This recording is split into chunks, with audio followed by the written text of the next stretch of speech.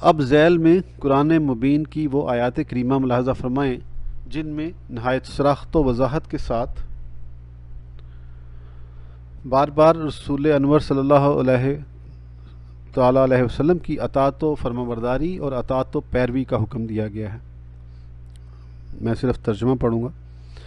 اے ایمان والو، اللہ اور اس کے رسول کی اطاعت کرو اور رسول سے روگردانی نہ کرو۔ اللہ اور اس کے رسول کی اطاعت کرو اور آپس میں مت جھگڑو کہ بکھر کر کمزور ہو جاؤ گے۔ اور ہم نے کوئی رسول نہیں بھیجا مگر اس منصب کے ساتھ کہ اللہ کے حکم سے اس کی اطاعت کی جائے۔